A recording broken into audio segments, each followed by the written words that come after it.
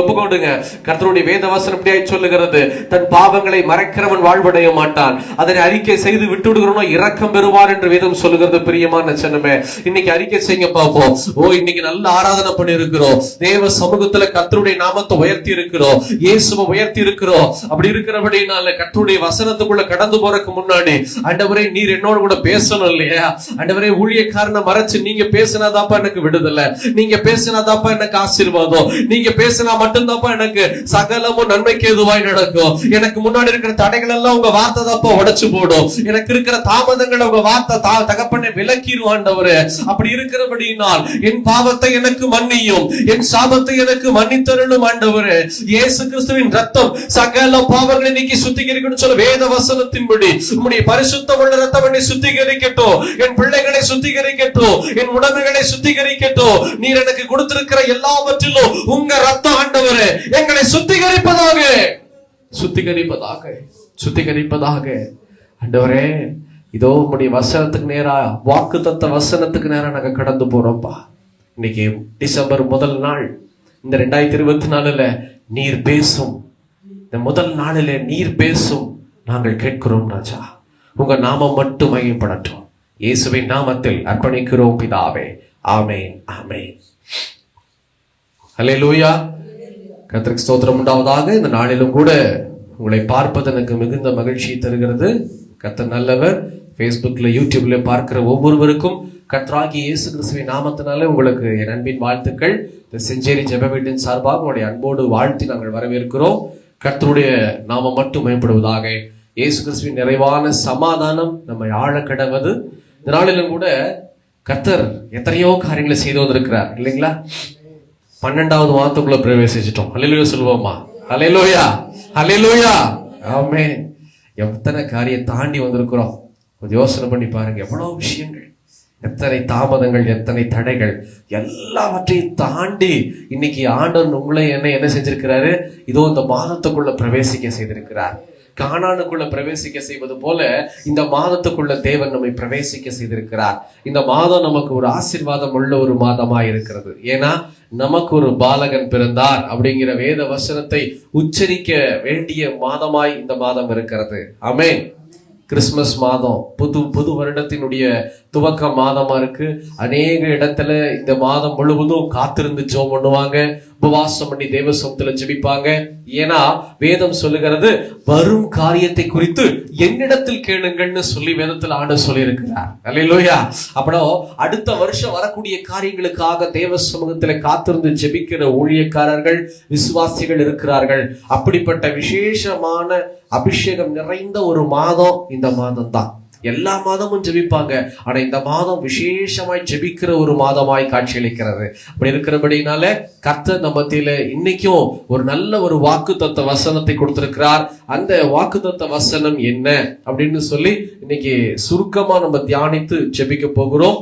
அதை வைத்து ஒவ்வொரு வாரமும் வரக்கூடிய நாட்களிலும் நாம் தொடர்ந்து இந்த வார்த்தைகளை வைத்து நாம அடுத்தடுத்த காரியங்களை வைத்து பார்க்கலாம்.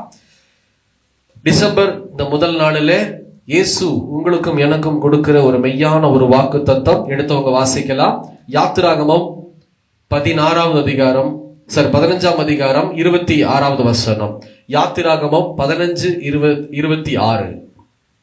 நீ உன் தேவனாகிய கர்த்தரின் சத்தத்தை கவனமாய் கேட்டு அவர் பார்வைக்கு செம்மையானவைகளை செய்து அவர் கட்டளைகளுக்கு செவி கொடுத்து அவருடைய நியமங்கள் யாவையும் கைக்கொண்டால் நான் எகிப்தியருக்கு வரப்பண்ணின வியாதிகளில் ஒன்றையும் உனக்கு வரப்பண்ணேன். நானே உன் பரிகாரியாகிய கர்த்தர் என்றார். ஆமென். கர்த்தர் உங்களை என்னை பார்த்து இன்னைக்கு சொல்றாரு, நானே உன் பரிகாரியாகிய கர்த்தர். அல்லேலூயா சொல்லுங்க பாப்போம்.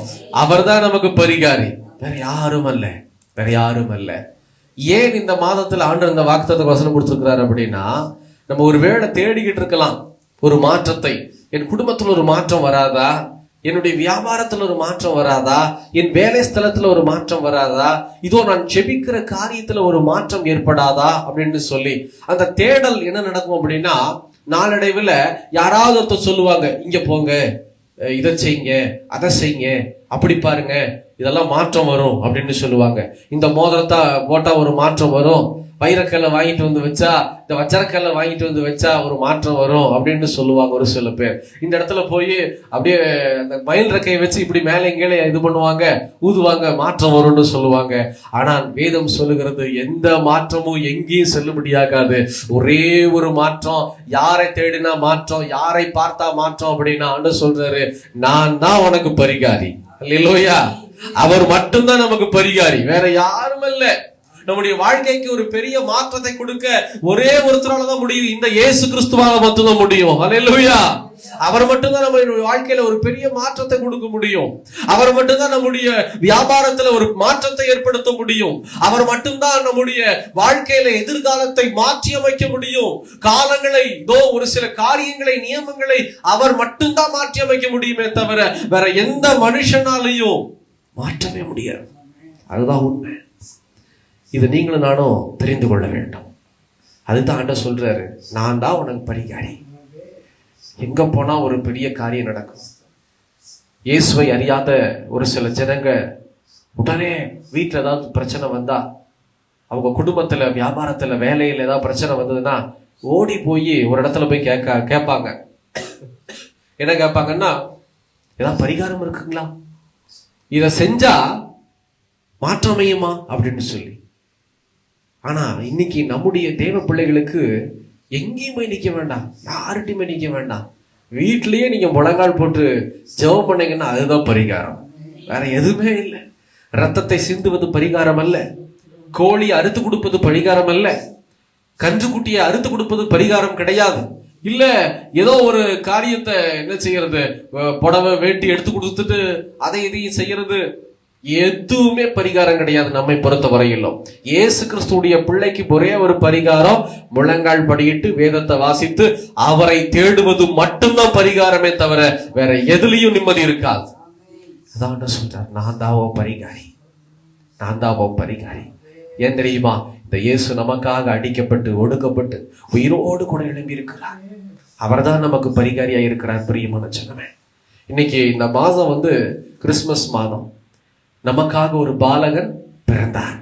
எதுக்காக இயேசு நமக்காக பிறக்கணும்? ஒரு மனுஷனா இயேசு கிறிஸ்து ஏன் இந்த உலகத்துக்குள்ள கடந்து வரணும் அப்படின்னா ஒரே ஒரு காரணம் தான், நான் அவங்களுக்கு எல்லாத்துக்கும் நம்ம எல்லாத்துக்கும் பரிகாரியாய் அவர் மாற வேண்டும் என்பதற்காக. அந்நாட்களில் என்ன நடந்தது அப்படின்னா, ஒரு சில பரிகாரத்துக்கு என்ன செய்வாங்க, நம்முடைய தேவச்சனமே கர்த்தருடைய பிள்ளைகள் என்ன செய்வாங்கன்னா, கன்றுக்குட்டிய பலியிடுவார்கள், தகன பலி செலுத்துவாங்க, ஆட்ட தகன பலி செலுத்துவாங்க, ரத்தத்தை அந்த இடத்துல சிந்தும்படி செய்வாங்க. இது கர்த்தருடைய பார்வையில விலையேற பெற்ற பலியா இருந்தது. இதுதான் ஒரு பரிகாரமா இருந்தது. ஆனா இந்த இயேசு என்னைக்கு நமக்காக ஒரு பாலகனா இந்த உலகத்துல பிறந்தாரோ, 30 வருடங்கள் இந்த இடத்துல இந்த உலகத்துல வாழ்ந்து மீதி 3.5 வருஷம் மகிமையான ஊழியத்தை செய்து மொத்தம் 33 வருஷம் இந்த இயேசு இந்த உலகத்துல ஜீவனம் செய்து பரலோகத்துக்குள்ள கடந்து போனார். அது சாதாரணமா கடந்து போகல, சிலுவையில அடிக்கப்பட்டு ரத்தம் சொட்ட கடைசி சொட்டு ரத்தம் வரையிலும் யாருக்காக? உங்களுக்காகவும் எனக்காகவும் அவர் சிந்தினபடியினால் சொல்லுகிறார், நான் தான் உனக்கு பரிகாரி. அவர் சாட்டையில அப்படியே முதுகு தோல் கிழிக்கப்பட்டதுனால இயேசு உங்களை என்னை பார்த்து சொல்லுகிறார், என் மகனே மகளே, நான் தான் உனக்கு பரிகாரி. வேற எதற்கும் அவர் பரிகாரி சொல்லல. உனக்காக நான் அடி வாங்கி இருக்கிறபடியினால் நான் தான் உனக்கு பரிகாரி. உனக்காக கைகளில எனக்கு ஆணிகளால அடிக்கப்பட்டதுனால நான் தான் உனக்கு பரிகாரி. உனக்காக என் கால்களில ஆணிகள் அடிக்கப்பட்டதனால் நான் தான் உனக்கு பரிகாரி. உனக்காக விழாவில குத்தப்பட்டவனாய் காட்சி அளித்தேனே, நான் தான் உனக்கு பரிகாரி. உனக்காக கண்ணீர் வடித்தேனே, நான் தான் உனக்கு பரிகாரி. இன்னைக்கு இந்த வசனத்தை யாருமே உரிமை கொண்டாட முடியாது. என்னைக்கு இந்த இயேசு இந்த உலகத்துக்கு வந்தாரோ அன்னைக்கே அவர் பரிகாரியாய் மாறிவிட்டார். என்னைக்கு இந்த இயேசு சிலுவை மரணத்துக்குள்ள கிடந்து போனாரோ அன்னைக்கே அவர் பரிகாரியாய் மாறிவிட்டார். என்னைக்கு இந்த இயேசு உயிரோடு கூட எழுந்தாரோ அன்னைக்கு அவர் பரிகாரியாய் மாறிவிட்டார். ஏன்னா சிலுவையில் ஆண்டவர் சொல்றாரு, மகனே, உன் பலவீனத்தை எல்லாம் என் சிலுவையில நான் சுமந்துட்டேன், உன் பாவத்தை எல்லாம் என் சிலுவையில நான் சுமந்துட்டேன். நான் தான் உனக்கு பரிகாரி. வேற எதையும் நீ தேடாத, வேற யாரையும் நீ பார்க்காத. அதுக்குதான் இன்னைக்கு நம்ம இந்த வசனத்தை ஆண்டு கொடுத்திருக்கிறார், நான் தான் உனக்கு பரிகாரி. எவ்வளவு பெரிய மகிமையான வசனம் தெரியுங்களா? அந்த வசனம் சாதாரண வசனம் அல்ல. இந்த வசனத்துக்கு மேல ஒரு வரி போட்டிருக்கு பாருங்க. நான் எகிப்திற்கு வர பண்ணின வியாதிகளில் ஒன்றையும் உனக்கு வர பண்ணேன். எகிப்திற்கு வர பண்ணின வியாதி சர்வசாதாரணமா நம்ம படிச்சிருவோம். இந்த வரியை வாசிக்கும் போது ஏதோ ஒரு வியாதி, எப்படியோ ஒரு வியாதி. அந்த வியாதி எல்லாம் கொடூரமான வியாதிங்க. எகிப்து ஜனங்க வாதையினால, வியாதிகளினால, வியாதி இல்ல வியாதிகள் ப்ளூரல் ஃபார்ம், பலவிதமான வியாதிகளில கஷ்டப்பட்டார்கள்.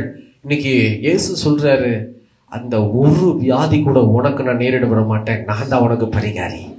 அல்லேலூயா. அதுதான் உண்மை. அதாவது பலவீனம் அடுத்த ஸ்டேஜுக்கு போயிடுச்சுங்க, வியாதி அடுத்த ஸ்டேஜுக்கு போயிடுச்சுங்க அப்படின்னு சொல்லுவாங்க. ஆனா ஆண்டவர் சொல்றாரு, எல்லா ஸ்டேஜையும் தாண்டி வந்தவன் தான் நானு, உயிரோடு கூட எழும்பினவன், மரணத்தை ஜெயித்த இயேசு நம்ம கூட இருக்கிறார். அதாவது டாக்டர் சொல்றது இந்த ஸ்டேஜ் அந்த ஸ்டேஜ் அடுத்த ஸ்டேஜ்னு, ஆனா இந்த இயேசு என்ன சொல்றாரு, தோ மரணத்தையே ஜெயித்து வந்த நான் உன்னிடத்துல இருக்கிறபடினால் நீ ஒருபோதும் கலங்காத, நான் தான் உனக்கு பரிகாரி. இன்னைக்கும் எல்லா கல்லறையும் மூடப்பட்டிருக்கு, எல்லா கல்லறையிலையும் நாற்றம் அடிக்கும், எல்லா கல்லறையும் ஒரு மாய் தான் இருக்கும். ஆனா இன்னைக்கும் வெறுமையான ஒரே ஒரு கல்லறை நம் இயேசு ராஜாவுடைய கல்லறை மாத்திரமே. அதனாலதான் அவர் சொல்றாரு, நான் தான் உனக்கு பரிகாரி. யாரை தேடி வந்த? மகதலேனா மரியாளை பார்த்து தேவதூதர்கள் சொல்லுகிறார்கள், யாரை தேடி வருகிறாய்? யாரை தேடிக்கிட்டு இருக்க? அவர் உயிரோடு இருக்கிறார், அவர் உயிரோடு இருக்கிறார், அவர்தான் உன் பரிகாரி, தேடு. இன்னைக்கு நம்ம யாரை தேடி போறோம்? ஊழியக்காரனே இல்ல, இந்த இயேசுவை தேடி வருகிறவர்கள் ஒருபோதும் தனிமையை போனதே கிடையாது. ஒரு ஊழியக்காரர் சொல்லுகிறார், பிரபலமான கர்த்தருடைய ஊழியக்காரர், அந்நாட்கள்ல அவர் ஊழியம் நடத்தும் போது அந்த உபவாச ஜெபத்திற்கு பல ஆயிரக்கணக்கான ஜனங்க வருவாங்களாம், ஆயிரமா வருவாங்களாம், 10,000. அன்னைக்கே நான் சொல்வது ஒரு 10-15 வருடத்துக்கு முன்பாகவே 10,000, 15,000, 20,000 ஜனங்க உபவாசித்து ஜெபிப்பதற்கு வருவார்களாம். அதுல ஒரு சில பேர் தான் திரும்பி போகும்போது சுகத்தோட பலத்தோட போவாங்க. இது எப்படி சொல்றீங்க அப்படின்னு கேட்டா, அந்த ஊழியக்காரர் ஆவியில உணருவார். நல்ல ஊழியக்காரர், தேவ ஊழியக்காரர், ஜனங்களுக்காக செபித்து கொண்டு இந்த பலிபீடத்தில் நிக்கிற ஒரு ஊழியக்காரர். அவர் உணர்றாரு, இத்தனை ஜனங்க வந்திருக்கிறாங்க, ஆனா ஜெபிக்கும் போது ஒரு சில பேர் தானே ஆசீர்வாதத்தை, அதாவது என்ன ஆசீர்வாதம்? வியாதி விலகிற்று, கேன்சர் மறைஞ்சிட்டு, பலவீன கட்டுகள் முறிந்து போயிற்று, கட்டிகள் மறைகிறது, முடவர்கள் நடக்கிறார்கள். அப்படிப்பட்ட பயங்கரமான அற்புதங்கள், அதிசயங்கள் ஒரு சில பேருக்கு தான் நடக்குது, நிறைய பேருக்கு நடக்கல. 20,000 பேத்துல 20 பேர்த்து நடக்குதுன்னு வச்சுக்கோங்க. மீதி எங்க? 1% தான். 1% கூட இல்ல, 0.5 தான் பெர்சன்டேஜ் ஆசீர்வாதம். மற்றவர்கள் எங்கே அப்படின்னு சொல்லி ஒரு நாள் உபவாசம் பண்ணி தேவ சமூகத்துல இந்த ஊழியக்காரர் ஜெபித்தாராம். ஆண்டவரே, இத்தனை ஜனங்க வர்றாங்க மாசம் மாசம், ஆனா விடுதலையாய போறது, சமாதானத்தை பெற்றுக்கொண்டு போவது கொஞ்சம் பேர் தானப்பா, மீதி எல்லாம் அப்படியே இருக்கிறாங்களே, என்ன காரணம்? நான் காரணமா? ஜனங்க காரணமா? சூழ்நிலை காரணமா? என்ன காரணம்? தேவ சமூகத்தில் இந்த ஊழியக்காரர் ஜெபித்த போது ஆண்டவர் சொன்னார், வருகிற ஜனங்கள் எல்லாம் உன்னை பார்க்க தான் வர்றாங்க, அதுல என்னை பார்க்க வருகிறவர்களை நான் ஆசீர்வதிக்கிறேன். என்னை பார்க்க, என் வார்த்தையை கேட்டு என்னை நம்புகிறவர்கள் விடுதலை அடைகிறார்கள், நன்மையை பெற்றுக் கொள்ளுகிறாங்க. ஆனா மகனே, உன்னை பார்க்கணும், உன் வார்த்தையை கேட்கணும், நீ கை வைப்பியா அப்படின்னு சொல்லி வர்றவங்க ஆசீர்வாதம் இல்லாம போறாங்க. என்னைக்குமே அதுக்கப்புறம் தெரிஞ்சுக்கிட்டாரு ஊழியக்காரரு, ஐயோ, உடனே ஆரம்பத்துல எல்லா டைமும் சொல்லிடுவாரு, அவருடைய பெயரை சொல்லி சொல்லுவாரு, என்னை பார்க்க வர்றீங்கன்னா முன்னாடி வந்துடாதீங்க, எச்சரிக்கையா சொல்லுவார். என் வார்த்தையை கேட்க வந்தவங்க இங்க நிக்காதீங்க, தயவு செஞ்சு போயிருங்க, waste of time, waste of energy. இந்த இயேசுவை பார்க்க வந்தவங்க முன்னாடி உட்காருங்க.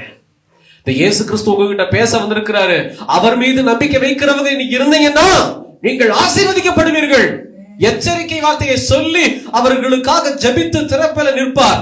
அதுக்கப்புறம் அவர் செய்து வந்த ஊழியங்கள், அவர் கடந்து வந்த பாதையில அப்படியே ஆயிரமாய் கொத்து கொத்தா ரசிக்கப்படுறாங்க. அப்படியே எடுத்தா, கையில எடுத்தா அந்த அளவுக்கு ரட்சிப்பு, அந்த அளவுக்கு வியாதிகள் வெளியேறுகிறது, பலவீனங்கள் மாறுகிறது, பிசாசுகள் அரண்டு போகிறது, தேவனுடைய நாமம் உயர்த்தப்படுகிறது. ஏன் தெரியுமா? வருகிற ஜனங்கள் அவரை அல்ல, இயேசுவை பார்க்க, இயேசுடைய வார்த்தை கேட்க வந்திருக்கிறார்கள். அதனாலதான் விடுதலை, வேற எதுனாலையும் விடுதலை அல்ல. நான் சபைக்கு போகிறேனே, எனக்கு ஏன் இன்னும் ஆசீர்வாதம் வரல? சபைக்கு வர்றோம், ஏன் வர்றோம்? எதுக்கு வர்றோம்? இயேசுவை பார்க்க வருகிறோமா, இல்ல கடமைக்காக வருகிறோமா, இல்ல ஊழியக்காரனை பார்க்க வருகிறோமா? இயேசுவை பார்க்க வருகிறவர்கள் சபையில, கூட்டத்துல எங்க வந்தாலும் அவர்கள் ஆசீர்வாதத்தை பெற்றுக் கொள்ளுவார்கள்.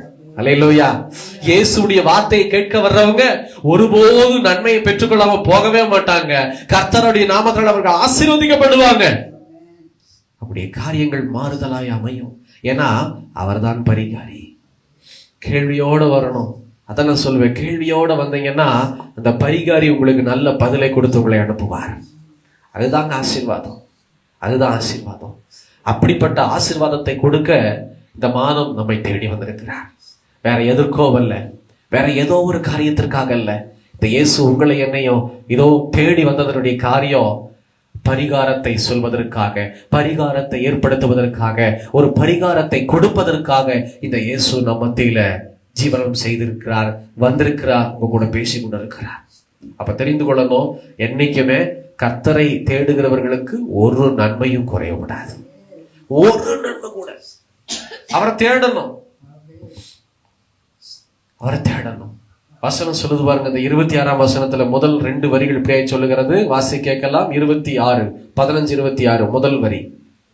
நீ உன் தேவனாகிய கர்த்தரின் சத்தத்தை கவனமாய் கேட்டு, நீ உன் தேவனாகிய கர்த்தரின் சத்தத்தை கவனமாய் கேட்டு, அவர் பார்வைக்கு செம்மையானவைகளை செய்து. போதும்பா. ஃபர்ஸ்ட் வரி நம்ம முதல்ல பாப்போம். நீ உன் தேவனாகிய கர்த்தரின் சத்தத்தை கவனமா கேட்கணும். அல்லேலூயா. கவனமா கேட்கணும். முதல்ல கர்த்தர் உங்களை என்னை விடுதலை செய்யணும், ஆசீர்வதிக்கணும், உயர்த்தணும். எத்தனை பேருக்கு ஆசை இருக்குது? என் வாழ்க்கையில கர்த்தர் என்ன உயர்த்தணும்? கைகளை தூக்கி பார்ப்போம். கைகளை கீழே போட்டுருங்க. இன்னைக்கு ஒரு எக்ஸசைஸ். அடுத்தது, எத்தனை பேருக்கு ஆசை இருக்குது கர்த்தர் என்ன ஆசீர்வதிச்சு பலப்படுத்தணும்னு சொல்லி? கைகளை தூக்கி பார்ப்போம். ஆமே, கைகளை கீழே போட்டுக்கலாம். மறுபடியும் ஒரு எக்ஸசைஸ்.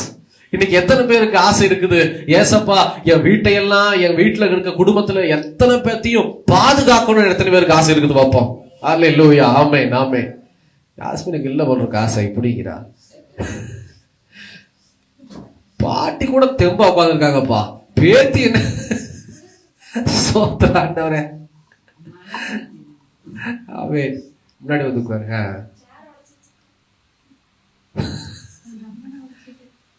சரி, அப்புறம் பேசுவோம். அப்போ கர்த்தர் இந்த நாட்கள்ல உங்களை என்னையும் உயர்த்தவும், ஆசீர்வதிக்கவும், பாதுகாக்கவும் அவர் நமக்கு ஆயத்தமா இருக்கிறார். என் பிள்ளைய என் பிள்ளையை நான் பாதுகாப்பேன், என் பிள்ளையை ஆசீர்வதித்து என் பிள்ளையை உயர்த்துவேன் அப்படின்னு சொல்லுகிறதுல கர்த்தர் திட்டவட்டமா இருக்கிறார். ஆனா இன்னைக்கு ஏன் இந்த ஆசீர்வாதம் இல்லை, ஏன் உயர்வு இல்லை, ஏன் பாதுகாப்பு இல்லை அப்படின்னு சொல்லி பார்த்தா ஒரே ஒரு காரணம் தான். என்ன காரணம் தெரியுமா? நீ உன் தேவனாகி கர்த்தரின் சத்தத்தை கவனமாய் கேட்டு ஆண்டவர் போட்டிருக்கிறாரு. ஆனா இங்க எங்க சத்தத்தை கேட்கிறோம்? அல்லேலூயா. சத்தத்தை கேட்கிறோமா? சத்தத்தை கேட்கக்கூடிய இடம் 3 இடம் இருக்கிறது. முதல்ல ஆண்டவர் சத்தத்தை கொடுக்கிற ஒரு இடம் தேவாலயம். எதற்கு நாம் தேவாலயத்துக்கு வர வேண்டும் அப்படின்னு சொல்லி பார்த்தா வேற எதற்கோ அல்ல, இயேசு உங்க கூட பேசுகிற தருணம், இயேசு வசனத்தை கொண்டு உங்ககிட்ட என்ன பேசுறாருங்கிறத நீங்க எப்படி கேட்கணும் தெரியுமா? கவனமா கேட்கணும். முதல்ல கேட்கணும், 2வது ரொம்ப கவனமா கேட்கணும். அதுக்குதான் ஆண்டவர் உங்களை ஆலயத்துக்கு கொண்டு வருகிறார். அதற்குதான் உபவாச ஜெபங்களுக்கு உங்களை நடத்தி வருகிறார். ஒரு சில இடங்கள்ல ஆலயத்திலும் உபவாச ஜெபங்களுக்கு, வேற எல்லா பக்கமும் நான் சொல்றேன் பாருங்க, நீங்க எங்க வேணாலும் போங்க. ஆனா கர்த்தருடைய வசனத்தை எப்படி கேட்கணும்? கவனமா கேட்கணும், கவனமா கேட்கணும். நீங்க ஜெபத்தோட போனீங்கன்னா அந்த கவனம் இருக்கும். கவனத்தை சிதற வைக்கிற காரியம் என்னதுன்னு நீங்க நோக்கி பார்க்கணும். அப்போ ஆண்டவர் சொல்றாரு கவனமா கேளு. அப்ப ஆலயத்துக்கு வந்தா எது உங்களை கவனத்தை திருப்புது அப்படிங்கிறத நீங்க கவனிக்கணும். அதுல நீங்க கரெக்டா அதை சீர்திருத்திக்கணும், ரிப்பேர் பண்ணிடணும். 2வது, இங்க குழந்தைங்க இல்ல பரவாயில்ல, அல்லேலூயா. ஒரு சில இடத்துல குழந்தை வந்ததுன்னு வச்சுக்கோங்க, அவ்வளவுதான். என்ன நடக்கும்? குழந்தைகளையே பார்த்துக்கிட்டு இருப்போம், குழந்தைகளையே தூக்கி வச்சுட்டு இருப்போம். நானும் பார்த்துருக்கிறேன். எல்லா பக்கமும் போனா எப்பா ஜீவனை கொடுத்து எப்படி தெரியுமா சத்தம் போடுவாங்க, கர்த்தர் நல்லவர். இது வீட்டு ஜபத்துல எதுக்குன்னா என்னை விட உட்கார்ந்து ரெண்டு கத்தி கிடக்குங்க, ஆ ஊ ஈ ஊன்னு. அப்பா எனக்கு அப்படியே போதும் போது நான் 20 நிமிஷம் பேசுறது 2 மணி நேரம் பேசுற மாதிரி இருக்கும். எனக்கு என்ன பண்றதே தெரியாது. அதுக்கு ஒரு பக்கம் பிரசங்கம் பண்ணிக்கிட்டு இருக்குங்க. போன வாரம் அன்னூர்ல போகும்போது ஒரு குழந்தை, கை குழந்தை, ராகுல் 2வது குழந்தை தான், அது பேசிட்டு இருக்குது. நான் மிரட்டி அப்படின்னு பார்க்கும், மறுபடியும் பேச ஆரம்பிச்சிடும். என்ன பண்றது? அத்தனை பேர் உட்கார்ந்துருக்காங்க ஜனங்க, 20 பேர் பக்கம் உட்கார்ந்துருக்காங்க, 15-20 பேர் பிரசங்கம் பண்ணணும். ஜீவனை கொடுத்து கத்தி கிடக்குறேன். அப்போ ஏன் கத்துறேன் அப்படின்னா, எல்லாருடைய கவனமும் ஆண்டவருடைய வார்த்தை மேல இருக்கணும். அப்ப என்னைக்குமே ஆலயத்துக்கு வரும்போது நீங்கள் ஆயத்தமாய் வர வேண்டும். என கர்த்தர் பேசுகிற ஸ்தலம் இது. முன்பாகவே நீங்க ஆயத்தப்பட்டுறணும். காலையில் என்ன செய்யறது? நான் ஒரு சில பேர் சாப்பிடாம இருக்க முடியாது. அப்படிப்பட்டவங்க என்ன செய்யலாம்? உடனே முதல் நாளே சனிக்கிழமையே நீங்க ஆயத்தப்பட வேண்டும். தோசையா, இட்லியா, சட்னியா, சாம்பாரா, குழம்பா, அதுக்கேற்றபடி ஆயத்தப்படுத்தி காலையில இதோ நீங்க சாப்பிட்டுட்டு கொஞ்சம் தெம்பா வந்துடணும். ஏன் தெரியுமா? ஒரு சில பேர் சாப்பிடலன்னா அப்படியே ரொம்ப கேரா இருக்கும். இல்லையா? அப்படியே கண்ணை மூடிட்டு, அம்மாவெல்லாம் சொல்லவே இல்லை, இந்த லிஸ்ட்ல அம்மா சேர்க்கவே மாட்டேன், பார்க்க வேண்டாம். ஒரு சில பேர், நான் ஒரு நாள் பட்டிருக்கிறேன். ஒரு சில இடங்கள்ல கடந்து போகும்போது வசனம் நேரா வருது, அப்படியே எனக்கு அப்படியே தலையெல்லாம் சுத்துது. என்னன்னு பார்த்தா சாப்பிடல, ரொம்ப நாள் நைட்டும் சாப்பிடாம காலையிலயும் உட்கார்ந்ததுன்னு. இதுதான் நம்ம செய்யற ஒரு தவறு. நம்மனால ஒரு விஷயம் முடியல அப்படின்னா நம்ம என்ன செய்யக்கூடாதுங்க, கட்டுப்படுத்திட்டு சாப்பிடாம உள்ளேயே போகாது. ஆண்டவர் சொல்றாரு, என்னுடைய சத்தத்தை நீ கவனமா கேளு. எங்க போய் கவனமா கேட்கறது? அதுக்குன்னு சொல்லி ஒரு 10 இட்லி உள்ள முடிக்கிட்டு வந்துடக்கூடாது. அப்படி முடிக்கிட்டு வந்து என்ன நடக்கும் அப்படின்னா, அப்படியே லைட்டா தூக்கம் வரும். ஃபேன் காத்தோ, கிளைமேட் வேற நல்லா இருக்குதா. அதுவும் ஒரு சில பேர் ஸ்பீக்கர் பக்கத்துல உட்கார்ந்துட்டாங்கன்னா அப்படியே தாலாட்டுற மாதிரியே இருக்கும். அவர் என்ன சத்தம் போட்டாலும் அல்லேலூயா அப்படின்னாலும் நான் அனுபவிச்சிருக்கிறேன், அதையும் நான் அனுபவித்திருக்கிறேன். ஸ்பீக்கர் பக்கத்துல போய் உட்கார்ந்து நல்லா சாப்பிட்டு போய் உட்காந்துட்டேன் ஒரு தடவை எங்கேயோ ஒரு மீட்டிங்ல. அவர் உசுரை கொடுத்து சத்தம் போடுறாரு, எனக்கு அப்படியே அவர் தாலாட்டுற மாதிரியே இருந்தது. அப்போ நம்ம ரொம்ப கவனமா இருக்கணும் தேவ பிள்ளைகள். கர்த்தர் பேசுகிற இடம் எதுங்கிறதுல நீங்கள் முதல்ல தெரிந்து கொண்டு ஐடென்டிஃபை பண்ணிட்டு அந்த இடத்துல நீங்க ரொம்ப கவனமா இருக்கணும். சாப்பிட்டு வர்றதுலயும் கொஞ்சம் குறைவா சாப்பிட்டுட்டு அளவான உணவை எடுத்துக்கொண்டு, உங்களால முடியல அப்படின்னா அளவான உணவை எடுத்துக்கொண்டு தண்ணீர் பருகி தண்ணி பாட்டில கூட நீங்க வச்சிருங்க. அதுதான் ஆயத்தம். ஒரு சில பேர் உபவாசத்தில் உட்கார்ந்துக்கிறாங்கப்பா, அவங்கள விட்டுருங்க, அந்த கேட்டகரியில சேர்க்காதீங்க. உபவாசத்தோடு உட்கார்ந்து கர்த்தருடைய நாமத்தில் ஆசீர்வதிக்கப்பட்டவர்கள். அல்லேலூயா, ஆமென். அவங்களால முடிஞ்சிருக்கு, கர்த்தர் உங்களுக்கு பலனை கொடுத்திருக்கிறார், உட்கார்ந்துருக்கிறாங்க. அப்போ அதுலயும் நம்ம என்ன செய்யணும்? கவனமா கேட்கணும். ஒரு சில பேர் பாத்தீங்கன்னா இப்படியே உட்கார்ந்து இருப்பாங்க, கவனிக்கிறாங்களா என்னன்னு தெரியாது, கேள்வி கேட்டாதான் தெரியும். Physically present, mentally absent. நான் நிறைய நாட்கள் இதையும் நான் பண்ணிருக்கிறேன். ஸ்கூல்லையும் காலேஜ்லயும் அப்படியே உட்கார்ந்துருப்பேன். ஆனா கரெக்டா தலை மட்டும் ஆடுங்க, ஓகே. ஆனா என் நினைப்பு பூரா வேற எங்கேயாச்சும் இருக்கும். ஆண்டவர் என்ன சொல்றாரு? ஆலயத்துக்கு நீ இப்படியே உட்கார்ந்தீனா நான் எப்படி உன்னை ஆசீர்வதிக்கட்டும். அதுக்கப்புறமா ஆண்டவரே என்னை ஆசீர்வதியும் ஆண்டவரே. ஊழியக்காரர் இடத்துல எனக்காக ஜெபியுங்கள். ஊழியக்காரன் ஜெபிக்க வேண்டியது கடமை. ஆனா ஜெபிச்சும் அங்க நடக்கலன்னா நம்ம கிட்ட தான் ஒரு குறை. ஏன்னா ஆண்டவர் சொல்றாரு, என் சத்தத்தை கவனமாய் கேளு, கவனமா கேளு. கர்த்தர் உயிருள்ளவர், அவர் கல்லோ மண்ணவல்ல, பேசுகிற ஒரு தெய்வம். அப்போ அந்த ஆலயத்துக்கு வரும்போது, உபவாச கூட்டத்துக்கு போகும்போது, எங்கெல்லாம் கூடுகை நடக்கிறதோ அங்கெல்லாம் போகும்போது ரொம்ப கவனமா இருக்கணும். கர்த்தர் என் கூட என்ன பேசுவாரு? ஒரு இடத்துல நம்ம பார்க்கிறோம், மார்த்தாள் மரியாள். அதுல 2 சகோதரியில ஒரு சகோதரி என்ன செய்யறாங்க, இயேசு வந்துட்டாரு வீட்டுக்கு, பயங்கர சந்தோஷம். இயேசு கிறிஸ்து இன்னைக்கு வந்து நிம்சி வீட்டுக்கு வர்றாரு, எப்படி இருக்கும்? யாஸ்மின் வீட்டுக்கு வர்றாரு, எப்படி இருக்கும்? பயங்கர சந்தோஷம் இல்ல? என்ன செய்வீங்க ஏசப்பாக்காக சொல்லுங்க பாப்போம். நிம்சி, ஏசப்பா இன்னைக்கு உங்க வீட்டுக்கு வர்றாங்க. எத்தனை மணி? 10:15, 11 மணி, 1 மணி நேரம், 11:15 இயேசு கிறிஸ்து உங்க வீட்டுக்கு வருகிறார். என்ன செய்வீங்க? கொடுத்துட்டு பக்கத்துல உட்காந்துக்குவீங்க. வேற நீ யாஸ்மின், நீங்க என்ன செய்வீங்க?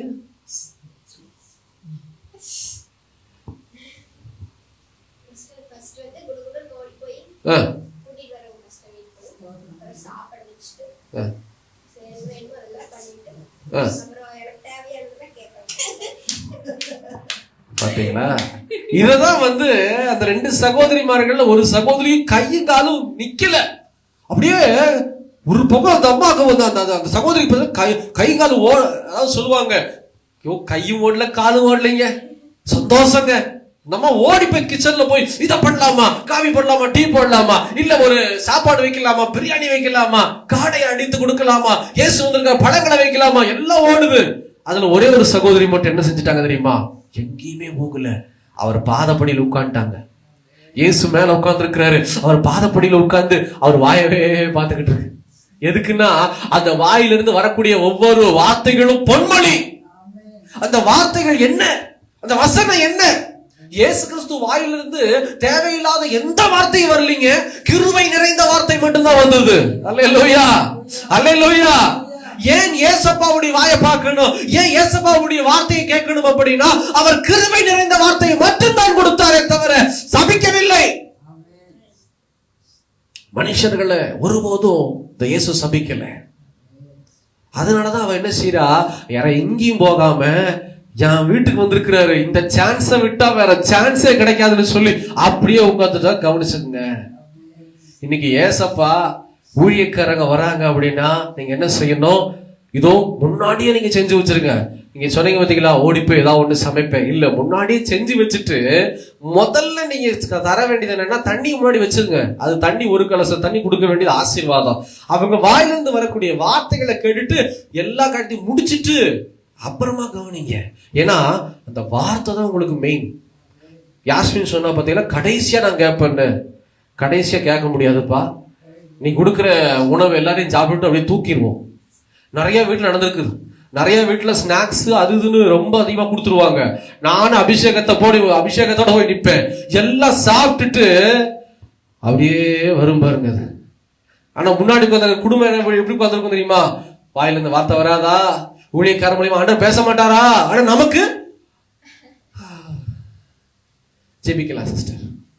இந்த மாதிரி மாறிடும் ஒரு சில இடத்துல. அந்த இடத்துல போய் பிசாசு நிறைஞ்ச ஏதாவது ஒருத்தர் கொண்டு வச்சுக்கோங்க, முடிஞ்சு சோழி முடிச்சது ஐயோ அப்படின்னு சொல்லி ஒரு இடத்துல நானும் சொல்லியிருக்கேன் உங்ககிட்ட. நானும் பிரின்ஸ் பாஸ்டர் ஒரு இடத்துல மாட்டி இருக்கிறோம். மீன், பெரிய மீன், அப்பா ஃபுல், அதாவது அந்த பாறை மீன் பார்த்துருக்கீங்கல்ல, அந்த மீன் முழுசா ஒரு இலையில, என்னுடைய இலையில இருக்குது. என் மீன் முட்டை அது இதுன்னு வச்சு எல்லாம் சாப்பிட்டுட்டு கடைசியில, பாஸ்டர் ஒரு பொண்ணுக்கு பிசாசு பிடிச்சிருக்கு, ஜோம் பண்ண வாங்கன்னா எப்படி இருக்கும்? உபவாசத்தினால வந்து இந்த வகையான பிசாசு போகாதுன்னு இருக்காங்க. நீங்க என்ன பண்ணி, நான் கேட்டேன், நீங்க என்ன பண்ணிருக்கிறீங்க? மீனை கொடுத்துருக்கீங்க, முட்டையை கொடுத்துருக்கீங்க, பிரியாணி வச்சிருக்கிறீங்க, ஒயிட் ரைஸ் வச்சு, ரசம் வச்சு, கறி குழம்பு எல்லாம் கொடுத்து உள்ள எல்லாம் கிடக்குது. இப்ப போய் ஜெபம் பண்ணணுமா? அப்போ என்னைக்குமே கவனமா இருக்கணும் தேவ சத்தத்தை கேட்பதற்காக. அந்த சகோதரி நகரவே இல்லை. இன்னொரு சகோதரிக்கு பொறுக்கவே இல்லை. அதை பார்த்துட்டு ஓடி வந்து ஆண்டவர்ட்ட கேட்கிறா, ஆண்டவரே, என்ன ஆண்டவரே இவ உட்கார்ந்து உங்ககிட்ட பேசிட்டு இருக்கிறா, எனக்கு ஒரு ஒத்தாசையா கிச்சன்ல ஒரு உதவி செய்ய மாட்டேங்கிறா அப்படின்னு சொல்லும் போது ஆண்டவர் சொல்றாரு, மகளே, தேவையானது ஒன்று. உன்னுடைய சகோதரி நல்ல பங்கை தெரிந்து கொண்டிருக்கிறார். தன்னை விட்டு எடுபடாத நல்ல பங்கை உன் சகோதரி தெரிந்து கொண்டிருக்கிறாள் அப்படின்னு இயேசு சொல்லுகிறார். உண்மையிலே நான் உங்களுக்கு சொல்லுகிறேன், உண்மையான ஒரு நல்ல பங்கு என்ன தெரியுமா? ஏசப்பாவோட வார்த்தை மட்டும்தாங்க. உங்களை விட்டு எடுபடாத பங்கு உங்ககிட்ட இருந்து ஒரு மனுஷன் இதை பறித்துக் கொள்ள முடியாது. அதுக்குதான் நான் சொல்றேன், நீங்க நல்ல நிலமா மாறிடணும். நல்ல நிலம் அவருடைய சத்தத்துக்கு செவி கொடுக்கும். அந்த நல்ல நிலத்துல வசனம் விதைச்சிட்டா எவ்வளவு நெருக்கம் வந்தாலும் என்ன செய்யாதுங்க, ஒடிஞ்சு போகாது. அது அப்படியே ஸ்ட்ராங்கா நிக்கும். என்னோடு கூட ஆண்டவர் பேசி இருக்கிறார். இன்னைக்கு உங்க கூட ஆண்டவர் பேசுறாரு. என்ன தெரியுமா? அந்த ஒரு வியாதியோ, நீங்க நினைக்கிற பலவீனமோ, நீங்க நினைக்கிற காரியமோ இந்த மாசம் உங்ககிட்ட நேரிடாது. சொல்லி இருக்கலாம், இப்படி நடக்கும் அப்படி நடக்கும், முத்திரும். ஆனா ஆண்டவர் சொல்றாரு, எதுவும் முத்தாது, ஏன்னா நான் தான் பரிகாரி. கவனமா கேளுங்க. ஆண்டவர் சொல்றாரு, நான் தான் உனக்கு பரிகாரி. இதை ஃபாலோ பண்ணுங்க, அதை ஃபாலோ பண்ணுங்க, அதை செய்யுங்க, இதை செய்யுங்க. அப்ப ஆண்டவர் சொல்றாரு, எதையும் நீ வந்து அப்படி இப்படின்னு அப்படி செஞ்சாதான் இப்படி செஞ்சாதான் இல்ல, நான் உன் பரிகாரி, நான் உனக்கு என்ன சொல்றேன்னு அதை மட்டும் செய்யி. அல்லேலூயா. அதுதான் ஆசீர்வாதம். அப்போ என்னைக்குமே நீங்கள் கர்த்தருடைய சமூகமாகிய தேவாலயம், உபவாச ஜெபம் போகும்போது சத்தத்துக்கு செவி கொடுக்க ஆயத்தமாய் நீங்கள் கடந்து போக வேண்டும். இது ஃபர்ஸ்ட். ரெண்டாவது பாயிண்ட் எங்க போவோம் அப்படின்னா, வீட்டு ஜெப கூட்டம். உங்க வீடுகளில் ஒரு சில ஜெப கூட்டங்கள் நடக்கும்போது, வீட்டு சந்திப்புல ஜெப கூட்டம் நடக்கும்போது நீங்க எப்படி இருக்கணும்னா ஆயத்தமா இருக்கணும். ஆயத்தமா இருக்கணும். ஒரு சிலருடைய வீட்டுல ஜெப கூட்டத்துக்கு வேணான்றுவாங்க. ஏன் அப்படின்னா வேலை வேலை வேலைன்னு சொல்லி. ஆனா மாதத்துல ஒரு நாளாவது என்ன செய்யணும், உங்க வீட்டுல நீங்கள் ஜெபிக்கிற பழக்கத்தை வைத்துக் கொள்ள வேண்டும். வீடு சந்திப்பு நம்ம ஆரம்பத்துல செய்துட்டு இருந்தோம் இல்லைங்களா? இப்போ நிறைய பேருடைய வீடு பார்த்தீங்கன்னா சந்திக்க முடியாத சூழல். வேலைக்கு போவதனால சந்திக்க முடியல. ஆனா இந்த வருகிற 2005 2025 2025 நீங்க ஒத்துழைப்பு கொடுத்தீங்கன்னா நாங்க வர்றதுக்கு தயார். ஏன்னா மாதத்தில் ஒரு முறையாவது கர்த்தருடைய ஊழியக்காரர்கள் உங்களுடைய வீடை விசிட் பண்ணணும். எதற்காக அப்படின்னா, இதோ கர்த்தருடைய வார்த்தையை உங்க வீட்டுல உச்சரித்து உங்களுக்காக ஜெபிக்கணும். ஏன் இங்க உச்சரிக்கலையா, இங்க ஜெபம் பண்ணலையா அப்படின்னு கேட்கலாம். ஆனா கர்த்தருடைய நாமத்தினாலே வருகிறவர்கள் ஆசீர்வதிக்கப்பட்டவர்கள் வேதம் சொல்லுகிறது. ஜெபத்தோடு வருகிற ஊழியக்காரனை ஒருபோதும் நீங்க என்ன செஞ்சிடக்கூடாது, ஏன்னா நாளைக்கு இல்ல, நீங்க அங்கீகரிக்கும் போது உங்க வீடு ஆசீர்வாதமா மாறும். அந்த டைம்ல நீங்க கவனமா இருக்கணும். மறுபடியும் சொல்ற பாருங்க, வந்துட்டாரே அப்படின்னு சொல்லிட்டு அப்படி இப்படி எல்லாம் ஓடாதீங்க. என்ன இருக்கும் அந்த தண்ணியை வச்சுட்டு கவனமா கேளுங்க, ஆண்டவர் உங்க கூட பேசுவார். இன்னைக்கு என் வீட்டுக்கு ஊழியக்காரர் வராரு, இன்னைக்கு ஆண்டவர் என்ன பேச போறாரு, அதுல ரொம்ப கவனமா இருக்கணும். நான் ஆரம்ப நாட்கள் அப்படிதான் இருப்பேன். யாராவது ஊழியக்காரங்க வீட்டுக்கு வராங்க அப்படின்னா நான் ஆயத்தமா உட்காந்துருப்பேன். ஏன்னா அவங்க மூலயமா ஆண்டவர் என்ன பேசுவாரு. எப்படி தெரியுமா என்னுடைய ஆயத்தம் இருக்கும்? எல்லா போனெல்லாம் வந்து சுவிட்ச் ஆஃப் பண்ணிட்டு அந்த போன்ல சைலண்ட் மோட்ல போட்டு ரெக்கார்டிங் ஆப்ஷன் இருக்கு இல்லைங்களா, இந்த போன்ல ரெக்கார்டிங் வந்து அவங்க ஜெபிக்கும் போது ரெக்கார்ட் ஆன் பண்ணி அவங்க கிட்ட வச்சிருப்பேன். ஏன் தெரியுமா?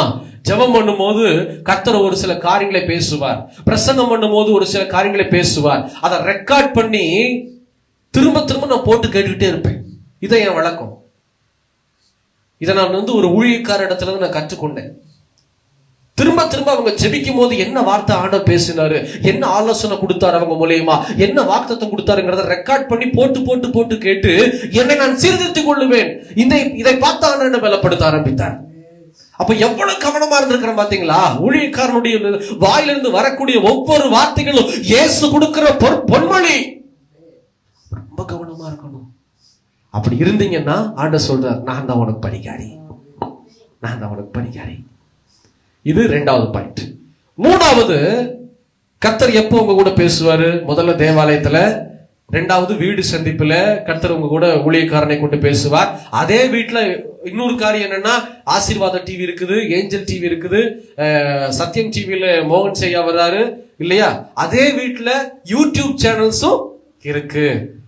அடிமையும் கொண்டு பயன்படுத்துறாரு நிறைய ஊழியக்காரங்க. அப்போ உங்க வீட்டுல கர்த்தர் பேசணும் அப்படின்னா உட்கார்ந்து ரீல்ஸை பார்த்துக்கிட்டு இருக்க கூடாது. இல்லையா? பிக் பாஸ், ரீல்ஸ், படம், சோட்டா பீம் இல்லையாற்று வேற என்ன இருக்க மாட்டேன். அதை இதையும் பார்த்துக்கிட்டு இருந்தோம்னா ஃபுல்லா இன்ஸ்டாகிராம்லயோ இல்ல ஃபேஸ்புக்லயோ யூடியூப்லயோ தேவையில்லாத பார்த்தோன்னா எப்படி ஆண்டவர் கூட பேசுவாரு? அப்புறம் உட்காந்து, ஆண்டவரே எனக்கு எங்கூட சொல்லவே இல்லையப்பா, என்கிட்ட தெரியப்படுத்தவே இல்லையப்பா. எப்படி தெரியப்படுத்துவார், எப்படி பேசுவார்? அப்போ உங்க வீடுகளில் நீங்கள் ஆண்டவருக்கு இடம் கொடுக்கணும், இயேசு கிறிஸ்துவுக்கு இடம் கொடுக்கணும். வீட்டுல ஒரு மனுஷன் இடம் கொடுத்தான், அந்த வீட்டுக்குள்ள இயேசு கிறிஸ்து வந்தோடனே அந்த மனுஷனுடைய வாழ்க்கையே பரிபூர்ணமாய் மாறிவிட்டது. யாருன்னு பார்த்தா சகேயு. வேற யாரும் இல்ல. சகேயு பேருள்ள மனுஷனுக்கு ஏதோ எல்லா செல்வமும் இருக்குது, எந்த குறையும் இல்லை, வியாதி இல்ல, பலவீனம் இல்ல. சோத்திர ராஜா, ஆமென். சோத்திர ஆண்டவரே.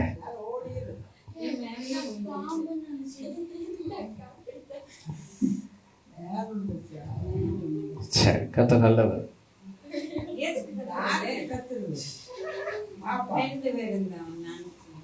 சோத்திரம். சரி, கவனிங்க. எங்க விட்டேன் நானு? சகேயு லைவ்ல. சரி, பேக்ரவுண்ட் நாய்ஸ். சரி, சகேயு என்ன செய்தாரு? சகேயு ஆண்டவரை தேட வருகிறார். கர்த்தரை தேடி மரத்துல அப்படியே வவ்வால் மாதிரி உட்கார்ந்துருக்கிறாரு. வவ்வால் மாதிரி உட்கார்ந்துட்டு இதோ இந்த சகேயு ஆண்டவரை தேடி வரும்போது ஆண்டவர் சொல்றாரு, சகேயு இப்படி உட்கார்ந்துருக்காரு மேல இந்த ரூஃப்ல. நடந்து வந்துட்டு இயேசு சொல்றாரு, சகேயு கீழே இறங்கி வாப்பா, இன்னைக்கு நான் உன் வீட்டுக்கு வரணும். இன்னைக்கு கீழே இறங்கி பள்ளிதான் வந்துருச்சுங்க. கர்த்தர் நல்லவர், ஒன்றும் சேதமாகாது. இயேசுவின் நாமத்தினால் ரத்தத்தினாலும். அவருடைய வார்த்தையை கேட்கும் போது இடையூறு பாருங்க. ஆண்டவர் சொல்ல, நீ கீழே இறங்கி வா. இன்னைக்கு அது சகேயு மாறிடுச்சு. அப்ப கீழே இறங்கி வா, என்ன செய்யறேன், நான் உன் வீட்டுக்கு வரேன். அவனுக்கு பயங்கர சந்தோஷம். இயேசு வராரா? அவரை நான் தேடிட்டு ஒரு ஓரமா நின்று இருந்தேன், ஆனா இன்னைக்கு இயேசு என்னத்தை என் வீட்டுக்கு வராரா அப்படின்னு சொல்லிட்டு இயேசுவா உள்ள கூட்டிட்டு போறான். வீட்டுக்குள்ள போற வரைக்கும் அவங்ககிட்ட மாற்றம் வரல. நல்லா கவனிச்சு பாருங்க. வீட்டுக்குள்ள இயேசு கிறிஸ்து வந்த உடனேயே இவன் கதவை திறந்து இயேசுவை இன்வைட் பண்ணோன்னு அவன் வாழ்க்கையில இருந்தது ஒரே ஒரு குறை. என்ன குறை தெரியுமா? நிம்மதி இல்ல. அந்த நிம்மதியை அவன் பெற்றுக்கொண்டான். எப்படிங்க சொல்றீங்க அப்படின்னா, அதுக்குரிய அடையாளம் என்ன தெரியுங்களா?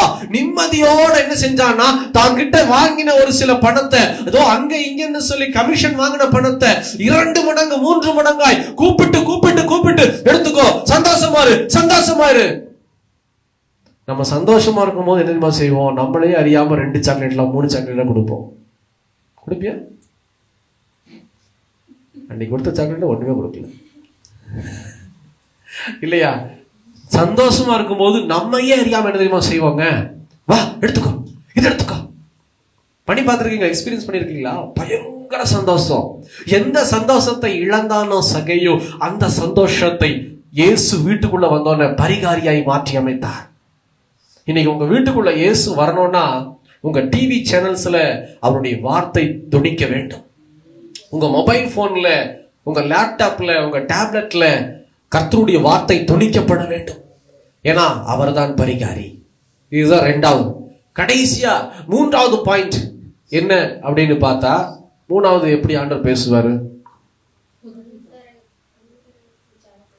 கரெக்ட். அந்த ரங்கத்துல நாம் ஜெபிக்கும் போது வேத வசனத்தை கொண்டு ஆண்டவர் பேசுவார்.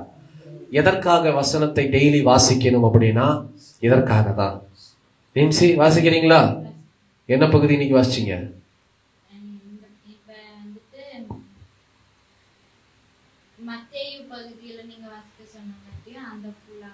ஓ ரைட். ஆமென். இன்னைக்கு என்ன வாசிச்சீங்க? இனிமேதான் வாசிப்பீங்களா?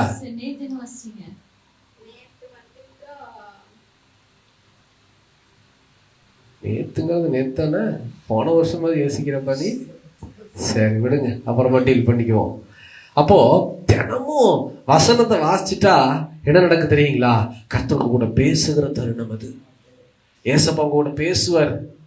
அவர் பேச்ச கேட்கும் போது தாங்க ஒரு பரிகாரம் இருக்கும். அதான் ஆண்டவர் சொல்றாரு, என் சத்தத்துக்கு கவனமாய் செவி கொடு. ரொம்ப கவனமா நீங்க வேதத்தை வாசிக்கணும். வசனத்தை வாசிக்கும் போது கவனம் உங்களுக்குள்ள இருக்கணும். வசனத்தை கேட்கும் போது கவனம் உங்களுக்கும் எனக்கு இருக்க வேண்டும். அப்படி இருந்தாதான் தேவன் உங்களையும் என்னையும் ஆசீர்வதிக்க முடியும், பலப்படுத்த முடியும், சகாயம் செய்ய முடியும், ஒரு பரிகாரத்தை கொடுக்க முடியும். வேற எப்படியும் நமக்கு பரிகாரத்தை கொடுக்க முடியாது. அடுத்து என்ன சொல்றாரு? அந்த சத்தத்தை கேட்டுட்டு என்ன செய்யணுமா? அவர் பார்வைக்கு செம்மையானவைகளை செய்யணும். அவர் பார்வைக்கு செம்மையானதை செய்யணும் அப்படின்னா என்னங்க அர்த்தம்? நல்லதை செய்யணும். அவர் பார்க்கும்போது, ஏசப்பா பார்க்கும்போது நல்லது செய்யலாம். ஏசப்பா அவர் திரும்பிட்டாருன்னா கெட்டது செஞ்சிடலாம். அப்படியா? இல்லவே இல்லை. அவருடைய கண்ணு என்னைக்குமே மறையாது. 24/7 சர்வேலன்ஸ் கேமரா மாதிரி அவர் திட்டமும் தெளிவுமா இருப்பார்.